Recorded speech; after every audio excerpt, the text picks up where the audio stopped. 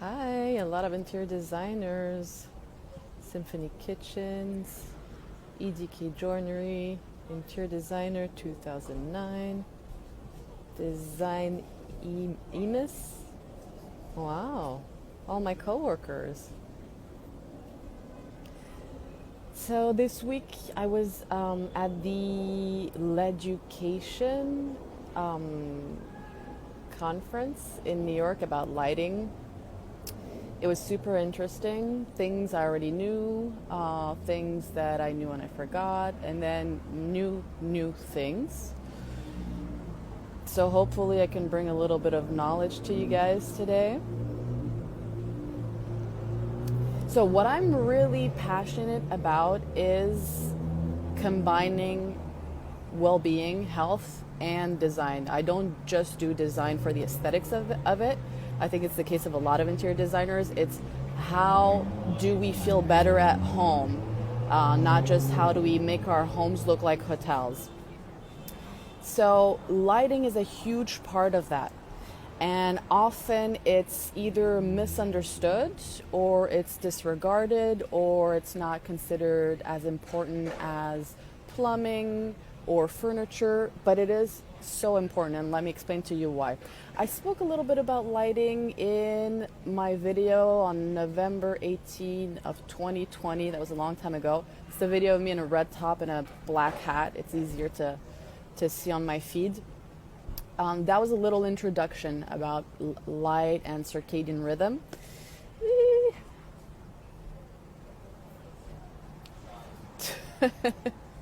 So why is circadian lighting so important? We think of health as exercising, sleeping, eating healthy. But the lighting we're exposed to during the day and in the evening is super important too. So, nowadays, light is mostly installed for what? For vision, like we want to see. Hence, we need light. So we don't really pay attention to the quality of the lighting, and not all lighting is equal in quality. So you don't want a light that's just there for vision, but you also want a light that's here to support your circadian rhythm. So how can we do both? See and do something that's good for our body, even if it's on a subconscious level. We don't immediately see that the light is bad for us. So as an interior designer, what's our role? We want to bring psychological benefits, as I said in the introduction, through our design. So bad lighting, you've noticed with time, if you're in specific areas and you always have like headaches and ocular dysfunction, then you can start wondering, is the light the cause of this? For example, in offices and buildings with fluorescent lighting, that's the worst you can do to your system. It increases your cortisol level. And then when your cortisol level increases, cortisol is linked to stress. When your cortisol level increases, then your survival instinct kicks in. And so what's that going to look like? It's going to look like you eating more because you're in survival mode, right? It's connected to the reptilian brain. We don't do this consciously. And also we're going to sleep less because we're in survival mode. So when our sleep is affected, what's affected also is our capacity to recover. So regenerate on a cellular level, have our brain rest, have our body rest, our muscles, etc., etc. You know the spiel. So to show you how important good lighting is, a study showed that people who were in an office that had access to natural daylight all day long slept 46 minutes more than people in an office who had either limited access to natural daylight or very poor access to daylight. So of course, I'm all for nature. As you can see, I found one brick wall covered in leaves, which is kind of like a little oasis in New York. But I'm going to tell you, be in nature. Natural lighting is better for you. Everyone's going to say the same, actually. I'm not special. But how can we make the artificial lighting at home better for us?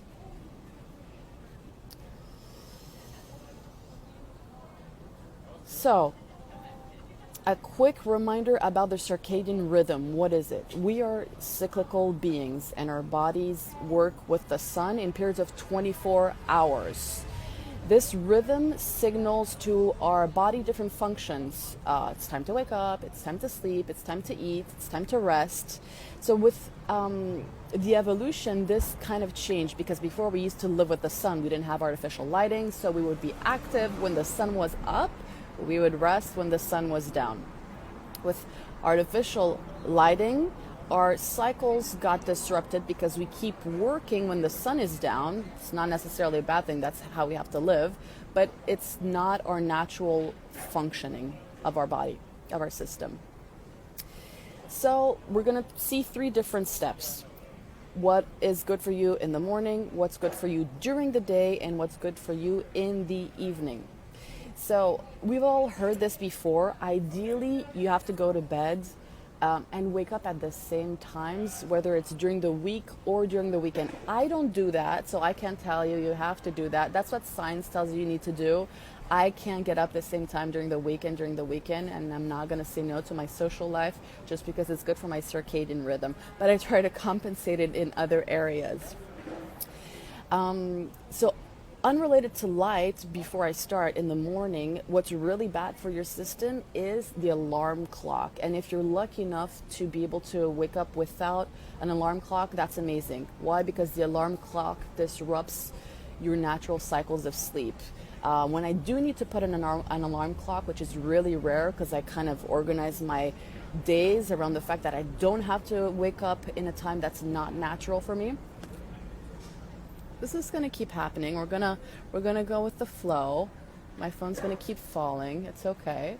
So if you cannot wake up at a desired time, look into the circadian lamps that you've all heard of, that mimics the sunrise and wakes you up in a more natural way versus like the that's just going to like put you in a state of panic, like something is attacking you in the middle of the night.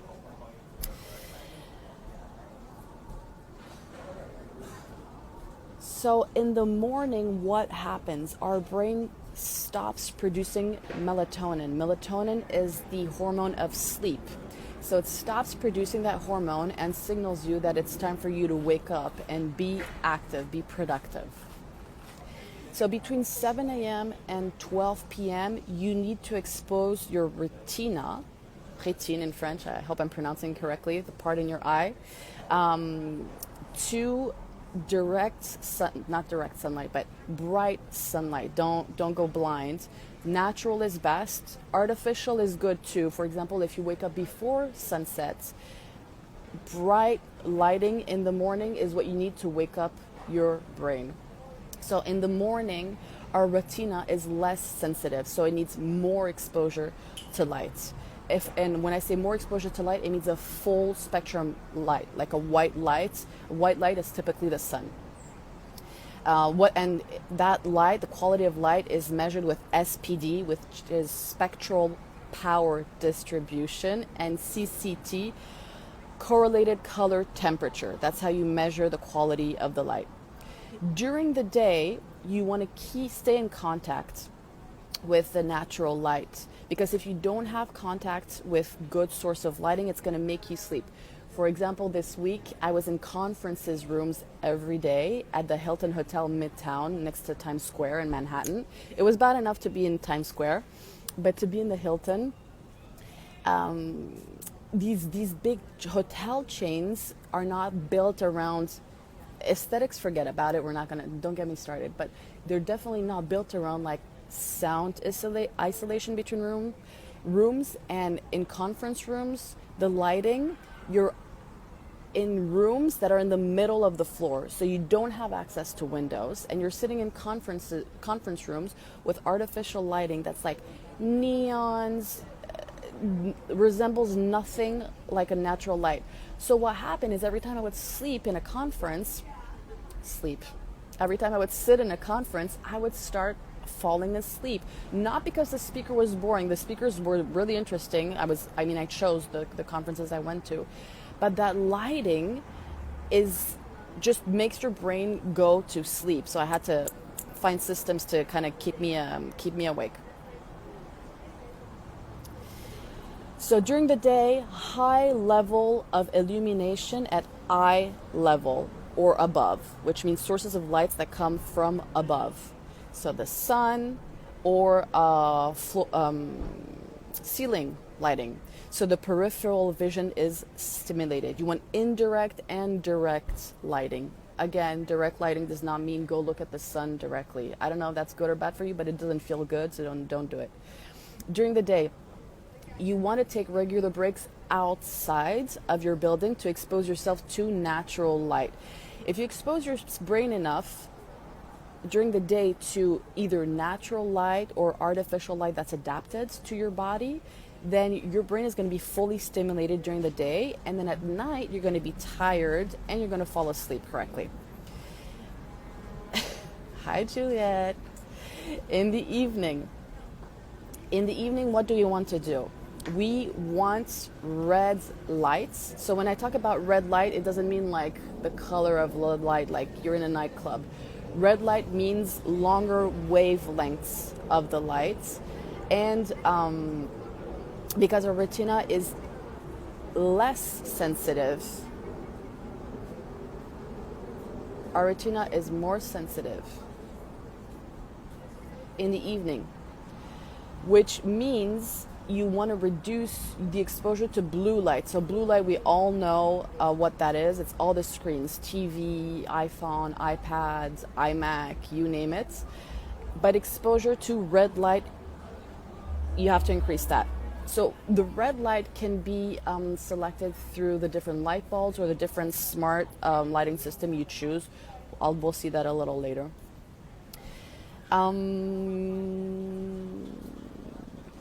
Also, what I learned that I didn't know before, but what I learned during this conference is that in the evening, so we all know the spiel, stop looking at screens 2 hours before bedtime. Realistically, does anyone do that? I don't think so, but like 30 minutes, an hour before bed, that'd be amazing.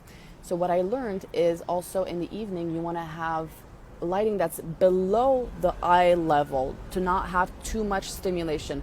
So what does below the eye level mean? If you're sitting on a couch, for example, and you have a task lamp, a lamp that's on a coffee table, it's going to be under your eye level. Or if you have a modern apartment, recessed lighting that's in the floor directly.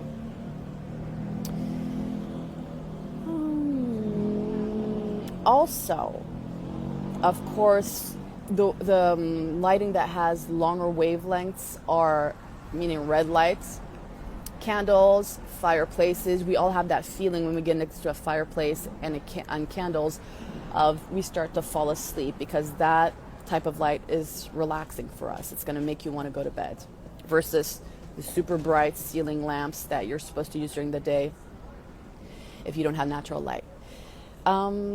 It's also recommended, because there's two schools about this, right? It's also recommended to sleep in the darkest setting possible, because think about it, we're animals, we used to be prehistorical beings, we slept when it was dark outside, dark, maybe a little bit of moonlight, but you don't want to sleep with your windows, your shades open, with the bright fluorescent light of the street. That's the worst type of lighting, by the way. I can do a whole other video about that. But you think because it's urban, little digression, you think because it's urban that there's engineers and studies and serious people who like implement this light. The lighting pollution in cities, especially like in a city like New York, is the worst. It's too bright, it's not the right type of lighting, and it disrupts all the natural elements that you have more or less in New York. Plants, the cycles of plants, animals, insects. So animals who are supposed to hide at nights, and now they're completely exposed by the light, so then they're easier prey. And also what I learned, more of my digression, in urban lighting. So people don't feel safe in like dark alleys and when there's not enough lighting in the street, right? Makes sense, it's human, it's a normal feeling. So the politics, the mayors or God knows what, are going to put more lighting to feel like, oh, we heard you, we're putting more lighting so you can feel safer. It's actually proven that the more lighting you put, the more crime rate there is. Why? Because the perpetrator, the criminal, or the criminal to be, is a human being. He sees like you, so he needs lights to act, right? So the more lighting you put, the more crime there is. So it's kind of counterintuitive, but that's what it is. So that was my digression about how too much lighting and bad quality lighting there is outside. There's a lot of glare, there's a lot of light that's lost. So when you're in your bedroom, you want to close the shades so you have as much darkness as possible.